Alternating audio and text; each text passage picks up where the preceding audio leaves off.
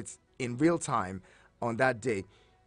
Putting that together, what does that say about INEC's the trust of Nigerians by the electoral umpire and electoral management body in Nigeria? Okay, there are two layers, from my understanding. There are two layers of election collection. The first one is the computation and transmission or transfer of results from the polling unit. Thereafter, the results that have already been transmitted will then be collected and, of course, brought to the collation center. So what this means is that if you look at section, that provision of the law in section 64 of the Electoral Act, you could see that they are talking about two things. In section 64, subsection 6 said, where during collection of results there is a dispute regarding a collected result or the result of an election from any polling unit, the collection officer or return officer shall use the following to determine the correctness of disputed result. The original of disputed collected result for each polling unit where the election is disputed. Now, this is the first one, the original. That means there have already been a collation at the polling unit. So you go back to that collation at the polling unit, use the results to determine that dispute, and then the smart card reader or other technology. Now, smart card reader, in this case, is BVAS and IRF. These are the technology to be deployed of voters in each polling unit where the election is disputed for the purpose of obtaining accreditation data directly from the smart card reader or technology device. Now, these are the two things. The manual will be resorted to refer back to the one done at the polling unit. Now, this is where I find interesting. As the section 64, subsection D, it says the votes and result of the election recorded and transmitted directly from each polling unit where the election is disputed as prescribed under section 60, sub 4 of this Act. Now, they have already made provision the autonomy of the presiding officer at the polling unit. That is where the results are transmitted directly. That is the one the public will view. That is the one going directly to the IRS. Now, the second one, which is the one that will be collected from the returning officers, that's the second layer. And that one will be relying on the one from polling unit. So I don't see much dispute, except there is any other underhand explanation to what he said. But for me, I think what he said is correct, that there will be a collation which is different from the one from polling unit. The one from polling unit, from the position of the law, is autonomous. He said directly from polling unit. So that one is different. It is based on that the next collation will now be done. So what you are gathering to present, whether in Abuja or at the state capital, would be the one already transmitted from the polling unit. It is not going to be anything different. So that is my understanding of what he has explained. Thank you very much. Interesting. We also seen that there was also a response to the PDP in its petition yesterday. However, Atiku also, put out a statement or said that the controversial 2023 election or presidential election has put the judiciary on trial, right? And that the world is watching how it handles all of these that's coming out. At this point, it seems like the fate of Nigeria and, its leadership in the next 4 years hangs with the judiciary. Going by what we've seen over time, do you think that the judiciary at this point can afford to, allow its reputation to be toyed with or be manipulated by politicians and their takes? Because as it is, it seems like every party is trying to arm twist the judiciary. If if the judiciary at this point is, it seems like it is really, really in a dire place where it has to not just satisfy Nigerians but also do what is expected by law and, basically do the right thing. With all that's playing out in the polity today, what do you see playing Okay. out? What do you? I'm not Yes. saying we're not preempting the judgment or anything, but looking at as how over time Nigerian results elections have been decided in court. In fact, governorship elections now are left to be determined by the courts rather than Nigerians actually determining who would lead them. Yeah, I feel for the judiciary because it gets into this quagmire every time when the elections are disputed. And, well, it is a constitutional provision. It is the third arm of government. Its role is to interpret and apply the law, while the legislature is to make the laws, and then the executive is to execute or to implement the law as interpreted by the judiciary. So the job is cut out for the judiciary. It has to look at the books, look at the intendment, because they know there's the spirit of the law and there's the letter of the law. So if they look at the spirit of the law, what was the intention of the drafters or the draftsmen who sat down to bring in those provisions in the law?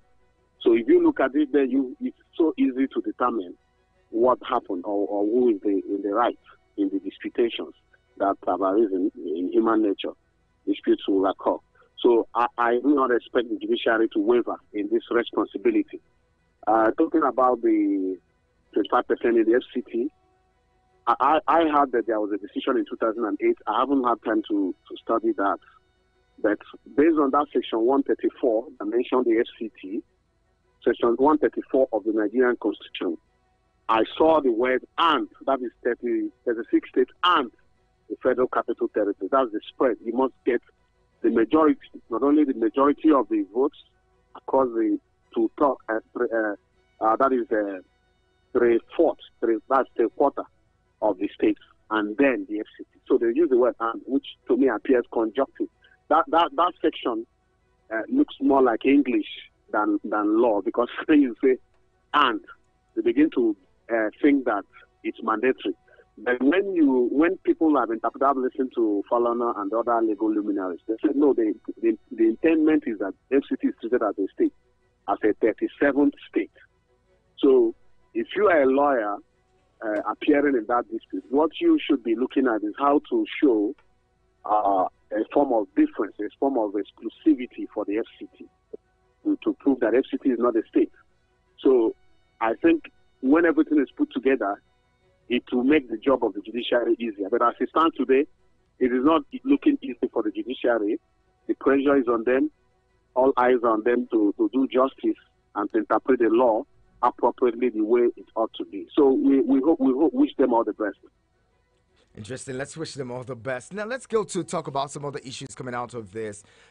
Just last week, the Nobel laureate Professor Wole Soyinka, during an interview stated that the comments made by the vice presidential candidate of the Labour Party, Dati Ahmed, was fascist, and the Arewa Consultative Forum has responded to that, saying, look, that they cannot, you cannot have a situation where people are calling for not swearing in. From many quarters, there's been response to say, look, you cannot say that a person who has been declared winner should not be sworn in. It would be wrong, especially saying that it would truncate democracy and all. But then the likes of Chimamanda Adichie, also a writer, disagrees to say, look, there's nothing fascist about such a statement. This has also further thrown or set some level of divide amongst Nigerians. When these conversations are held, it seems like we're throwing ourselves more or dividing ourselves more against ourselves rather than forging ahead as a nation. What does this say to you? I've had people say, look, we cannot, if this is what it is, if this is the way that the nation is right now, then maybe it's best for people to go their separate ways, or for Nigerians to go their separate ways. That is not a call that Nigerians should be making at this time. I don't know, but I feel like Nigerians have a responsibility to uphold the unity of and harmony of this country. When it has come to this point where it seems like everyone is taking an ethnic or a religious position as against what's best for the nation Nigeria? What does that portend? Well, it's at this moment that national interest will prevail at the end of the day.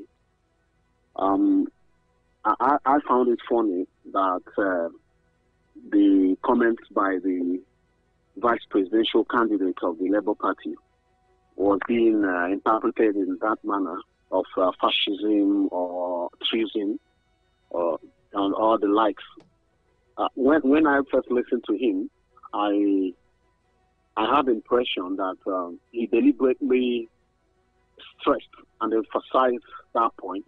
If you listen to that video, he kept stressing it. Listen to me, take it from me, quote me. You know, he stressed it in a way that it will elicit the kind of reaction. But if he had just said it one straightforward, it wouldn't have been an issue, because what he is saying simply is that it will be detrimental for an aspect of the Constitution that talks about qualification and as a majority cause not to be considered in the determination of the dispute. And then somebody is sworn in, and then after some time again, what happens if the court then finds that that this fellow did not meet the requirements? So the whole costs in terms of conducting a handover and transition programs and all that will be done all over again. I think that's, maybe we're looking at it from that patriotic prism.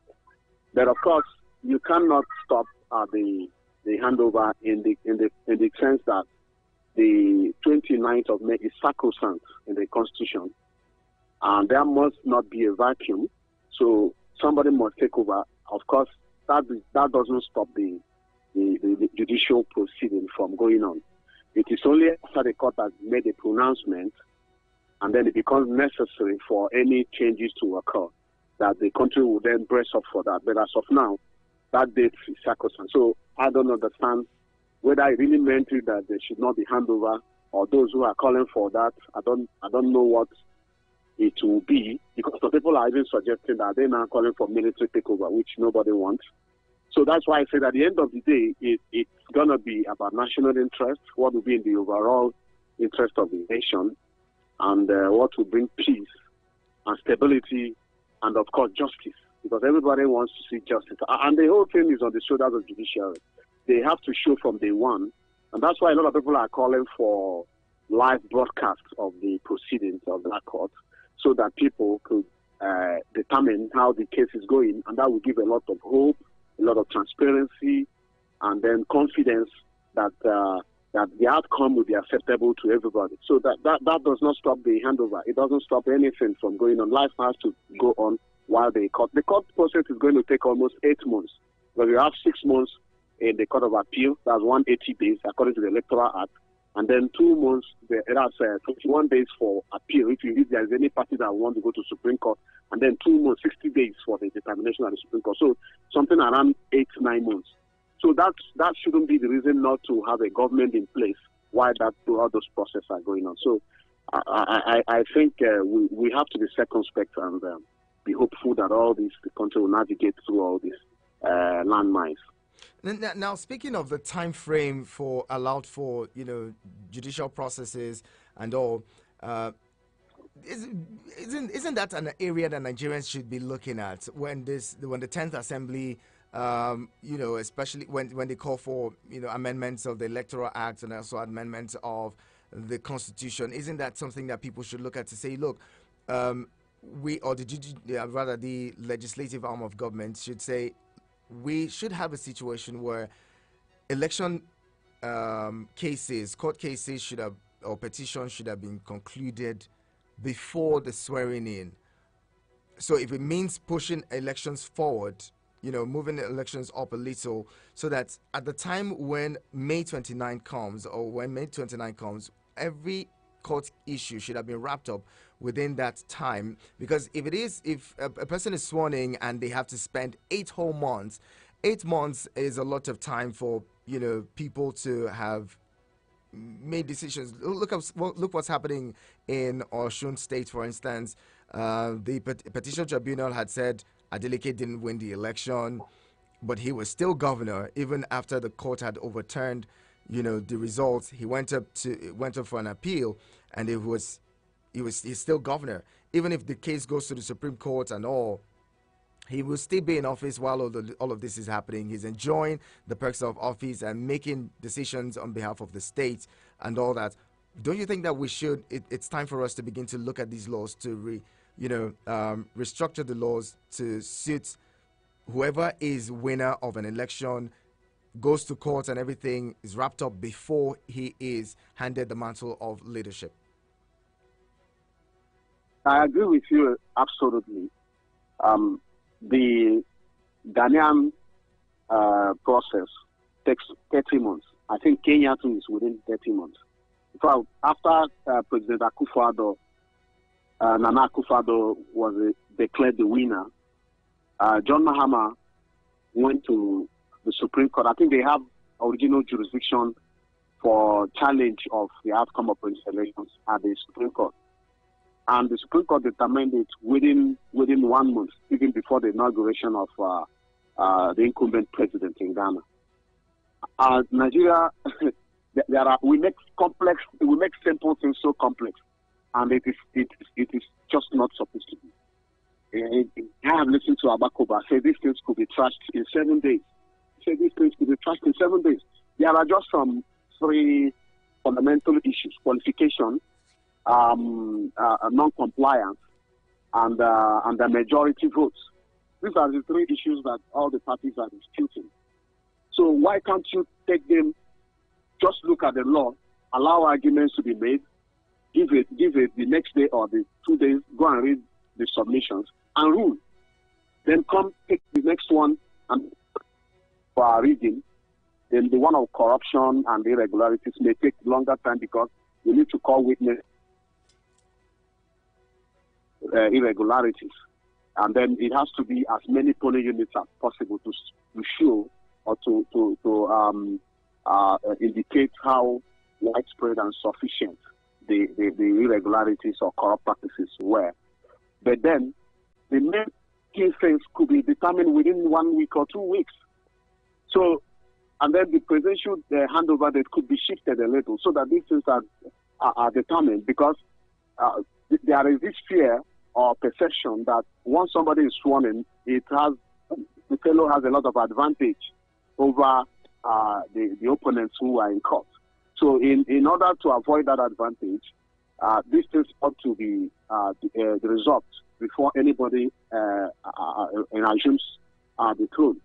But we've also seen situations where people were removed even when they were already on the seat. You saw the one of Emeka Ihedioha in 2020 when the Supreme Court ruled that he was no longer the governor and he was removed from office. And we've seen even Peter Obi himself was in the court for 3 years. That was even before the amendment that allows these disputes to be shortened. In those days, it takes almost 4 years. Somebody would have almost rounded up their tenure before the judgment comes. So I believe that it is also important that going forward, the laws should be amended. The necessary things to be determined should be determined, and early enough to allow for time to assume office or to conduct a fresh election or whatever. So it is something the National Assembly will look at. It's very, very much demanded by the Nigerian public. Very well. The conversation continues. Keep it with us. We'll be talking more with Mr. John Azu. You too can be a part of the conversation. Keep these numbers really close. We'll open up the phone lines shortly, and you can join in 09073530044 and 09087668888. You can send SMS and WhatsApp messages to 09097054450. Eagles 102.3 Abuja.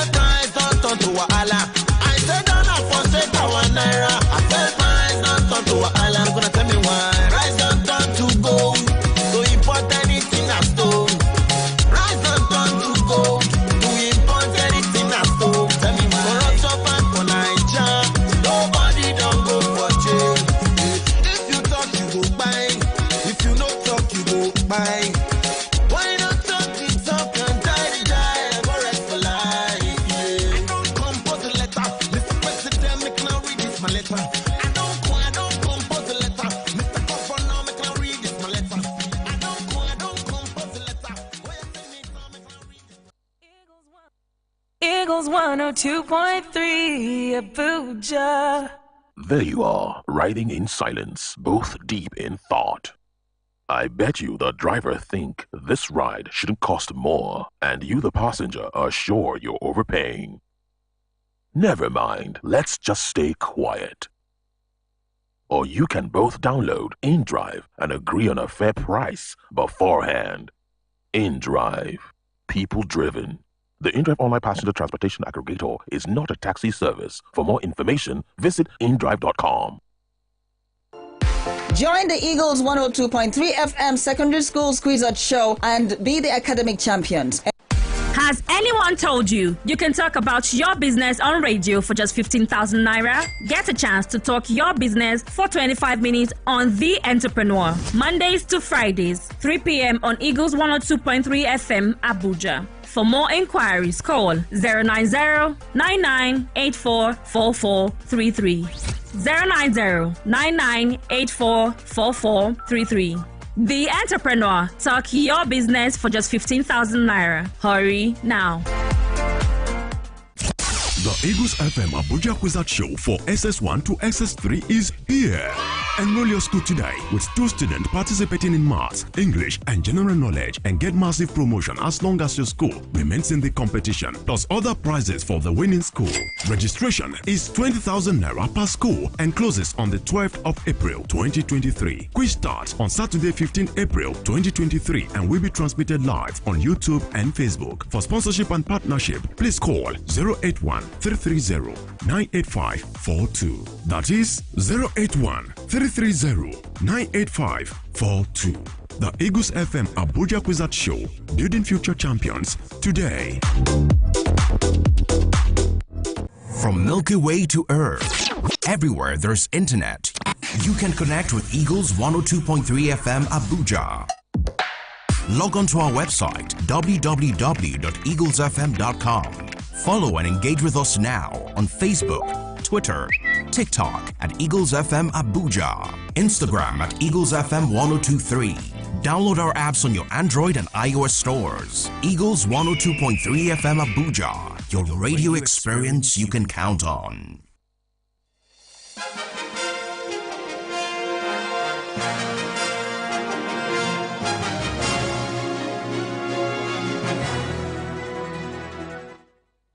Thank you for staying with us. This is Eagles 102.3, your radio experience you can count on. 9:33 is the time this morning. We're discussing, INEC's response to the election petitions filed by the political parties, especially the Labour Party and the PDP. Earlier, they had been responded to some of the parties, the APM and the likes. Now there's been a response to the Labour Party and the PDP as well. In their submissions, they're saying, look, INEC does not have an electronic collation system. Collation is done manually. What happens is that results are transmitted to the IREF portal for Nigerians or the electorate to view and see in real time. Well, even though that did not happen, they say no act of compliance or non-compliance is enough grounds for the elections to be nullified. That's what we're talking about this morning, and trying to understand some of the issues been thrown up in the polity of late. We're also talking about the statements made by political actors and even other notable Nigerians. My guest is Mr. John Azu, who is a seasoned journalist as well as public affairs commentator. He's joining the conversation this morning, putting forward really interesting thoughts. Now, one of the other issues coming up from the elections is, this is matters arising. The National Assembly leadership. There's been calls here and there. Some people have thrown their weights in or thrown their hats in for the race to becoming, principal officers and, just to lead the National Assembly. And there's been conversation about religion and region again in the National Assembly. Someone saying, look, the National Assembly should not be headed by another Muslim. If we have the president-elect and the vice president-elect as Muslims, then we should not have the leadership of the National Assembly going to another Muslim, especially from the north. Now, it seems as well that the South and the Southeast would have a clash as to who gets the title. What do you make of these kinds of tussle? The APC is saying they cannot allow what happened in 2015 to happen again. Just yesterday, Governor Nyesom Wike also, made a comment on that, where he was saying that the PDP should or the opposition should allow the APC choose leaders of the National Assembly. In all of this, what do you see playing out? Do you see a 2015 playing itself, a Saraki move, playing itself out? Because I've heard people say, look, the whole opposition should come together and choose who would lead the National Assembly. Okay, it will be interesting to see how it goes. Already in the Senate, the ruling APC has 55 members returned, and the opposition combined have about 50. And there will still be rerun in some senatorial districts in the country this Saturday. So the total numbers have not come in, but the APC is marginally having the majority in the Senate. And the story is not much different in the House of Reps. And it's expected that to even pose any serious contest, the opposition must come together. And I learned they are already meeting. The PDP, the Labour Party, the YPP, and ABGA, who have some numbers in the National Assembly, that they are already coming together to swear or to try to effect the outcome of the leadership election in the National Assembly. It appears the APC have learned from 2015, where the opposition party even got deputy senatorial Senate presidency seat. And of course, they were able to influence a lot of things. So let's see how the National Assembly deals with that. There have been arguments for competence. I think anybody who has gone to the National Assembly and has been there for some time would have gotten the necessary experience. And then there is also a call for equitable balancing in terms of religion. And then the Southeast, South are making a case for it. And then the Northwest is making a case. In fact, from my understanding, Senators Godswill Akpabio, Orji Carlo, and Jibrin Barao are the leading candidates. And then there are also as much as 10 other aspirants to that position. So the National Assembly would have to look at all these candidates and look at the competence. I think what is important should be the competence, the character, and the capacity of whoever they want to nominate to lead them. And of course, they should also be sensitive to the diversities of Nigeria. Because at the end of the day, even though it is not supposed to be an issue, but at the end of the day, it will still come back to haunt the next administration if they don't do it properly. So we have to keep our fingers crossed. It appears that APC should be able to determine what happens, like Wike said.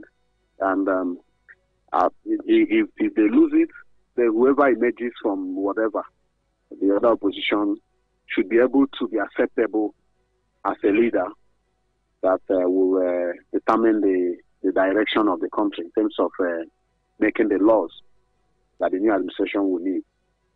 Very well said. Looking at it, just for the benefit of those who are listening, the APC has about 51 seats in the 51 seats in the Senate. 27 goes to the PDP. The Labour Party has 7 slots. The New Nigeria People's Party has 3. The Social Democratic Party has 2 seats. The Young Progressive Party (YPP), as well as the All Progressives Grand Alliance (ABGA), have 1 seat each in the 10th Assembly. Well, as it stands, while we await the rerun in some states, this is what it is as it stands. The 9th Assembly has been described as a rubber stamp assembly by some. Some others are saying, look, the 9th Assembly has been the best assembly. Some of the best bills ever in this country, originated or were passed by the 9th Assembly. All of this, we'll see what it is, what plays out in the 10th Assembly. But I'll bring you into the conversation now. If you've been listening, 090-7353-0044 and 090-8766-8888. You can send SMS and WhatsApp messages to 090-9705-4450. Hello, good morning. Martin, good morning. Good morning, Paul. Morning to your guest this morning. My prince. Yes. You see, if what I want to say this morning, if by now the South cannot put its house in order, it to me is very disappointing. Knowing fully well that this is the kind of politics that is being played from the North.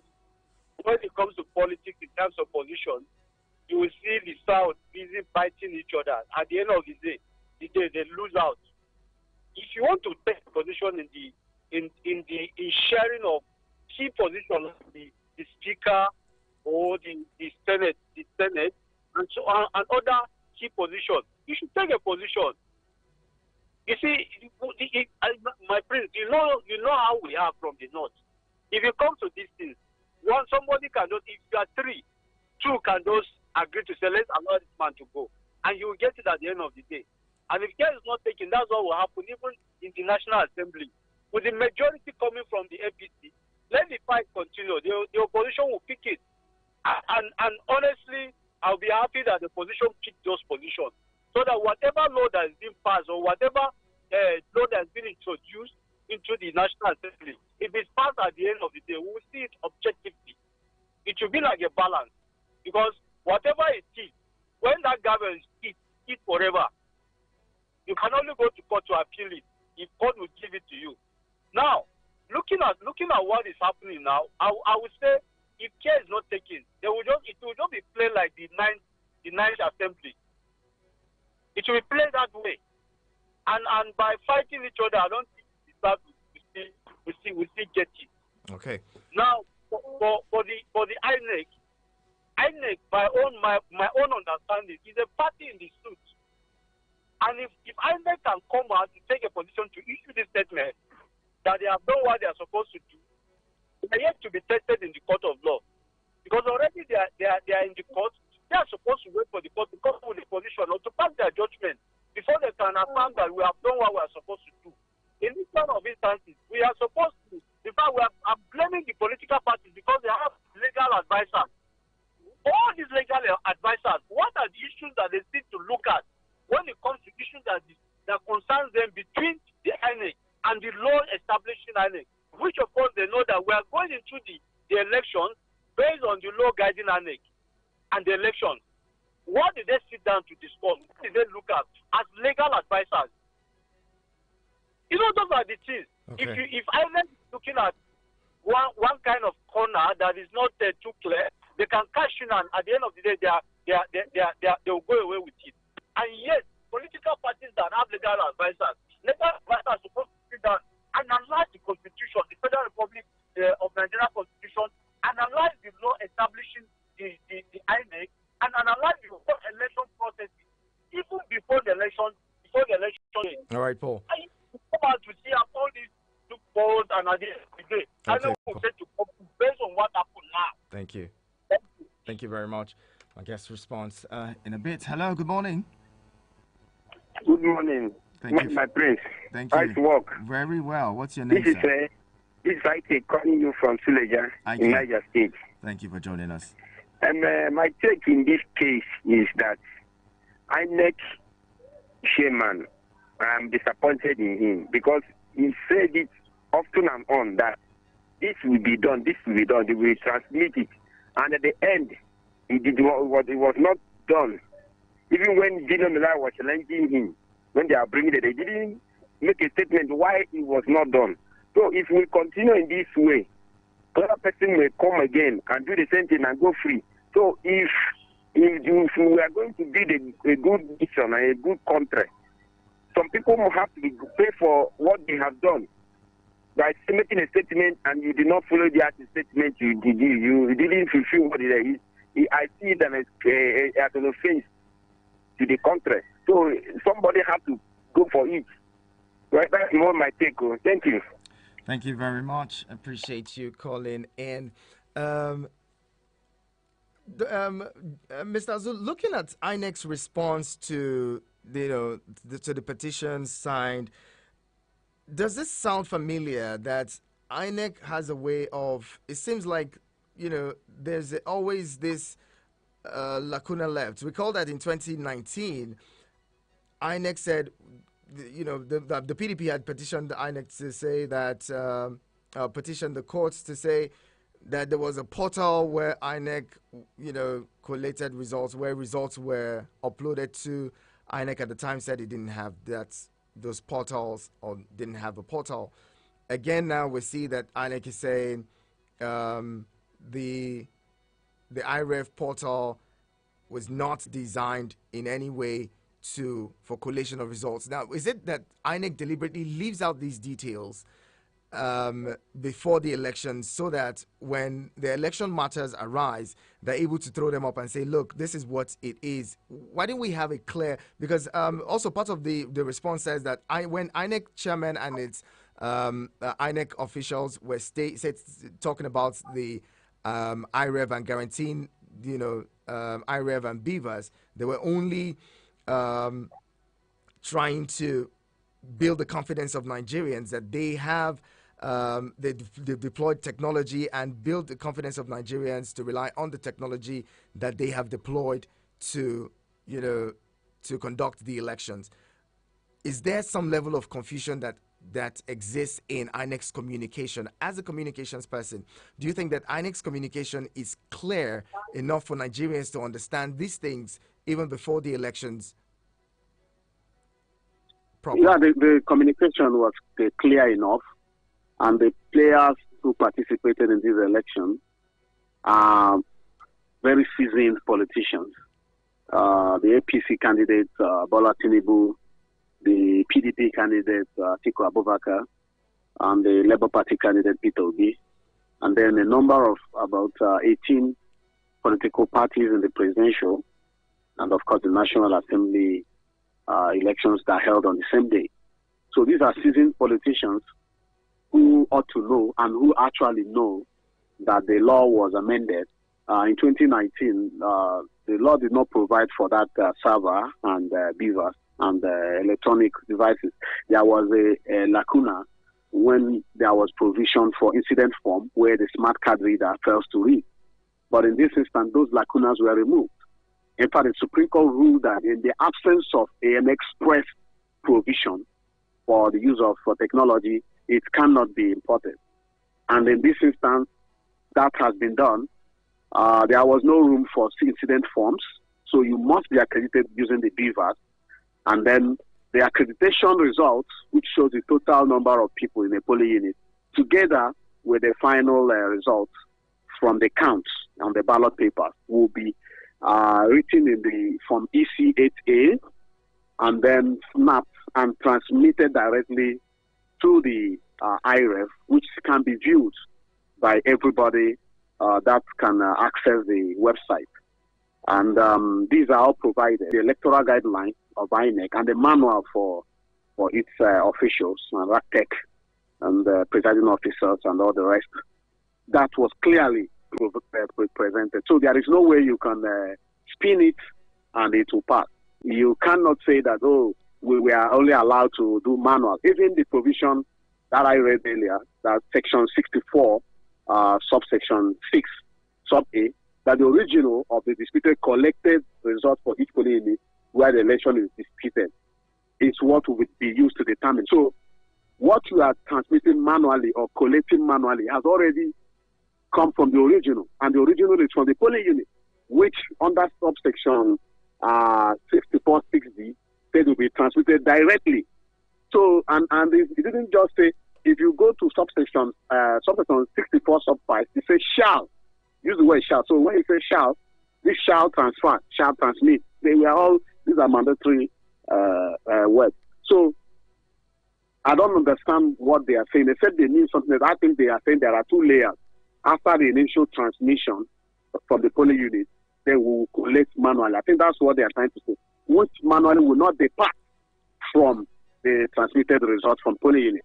Now, the contest from the disputation, especially from the Labour Party and PDP, is that these results were altered in the interval between not uploading directly and then going to the polling unit. That's what the case is saying. And INEC has responded that all their arguments are very frivolous, abusive, and not acceptable. So it is left for the courts to look at what the law says and what these people are saying and what the defense of INEC is. So I don't see how that will stand, because clearly it's not as if every year, every election cycle, something is hidden and then we now come to get another interpretation. That is not the case.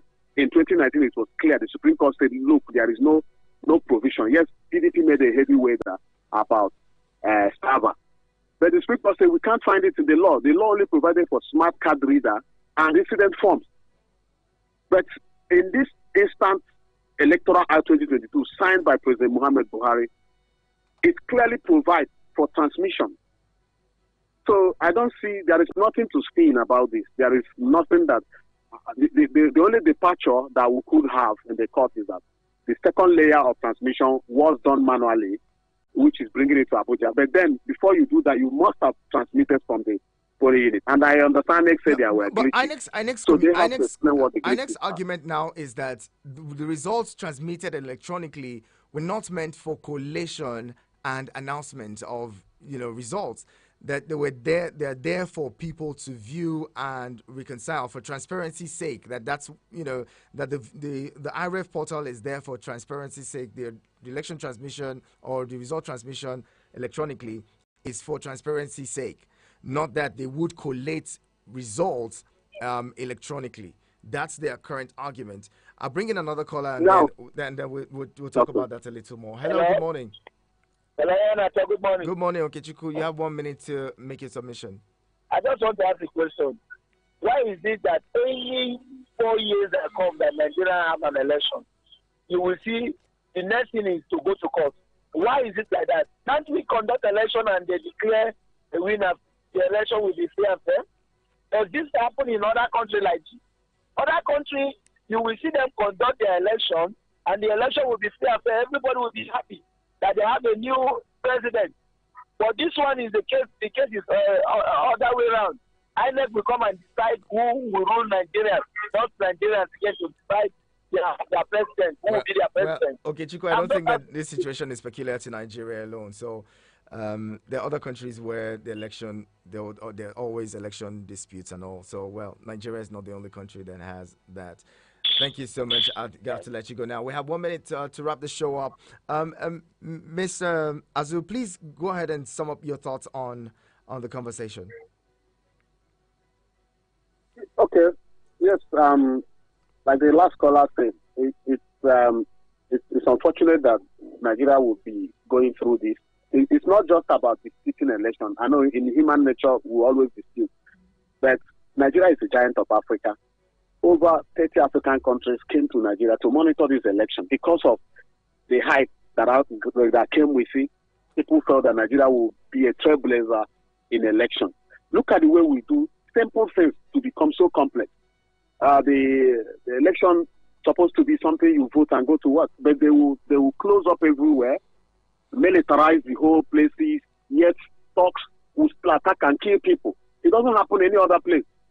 These are the uniqueness and the irregularities that ought not to be in an election. Watch election in other countries, you vote and go where you are going, and elections count, at least to a larger extent. So these are the things, it's a challenge that we must deal with as a country if we want to make progress. And then INEC has to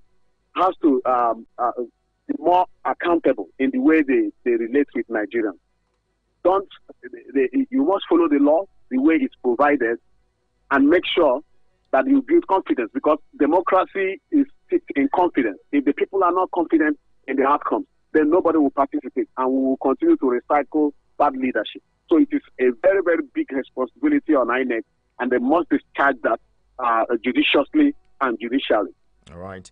And Sanusi from Suleja is texting in and says, there is a laid down procedure for everything. We cannot continue to change or amend the laws to suit our arguments. So why the conspiracy? Allow judiciary to interpret, cross-examine and deliver the judgment. There must be fairness and justice as enshrined in the human rights. Above all, the interest of the nation is paramount for unity, just and egalitarian society. Sanusi, thank you very much for your message. And I'd love to say a big thank you to you, Mr. John Azu, for sharing thoughts with us this morning. Mr. John Azu is a seasoned journalist and public affairs commentator. Thank you again for being a part of the conversation this morning. You're welcome. It's a pleasure. And this is where we drop the anchors. Thank you to you, those of you who participated, those of you who just sat back to listen. We're grateful you did. The program makes a return tomorrow at the top of the hour 9. We get on to talk about some other topical national issues. Keep it with us. My name is Ihanacho Prince. Business news up next. Right after that, 1023 on the Midday Extra, rather, kicks off. Eagles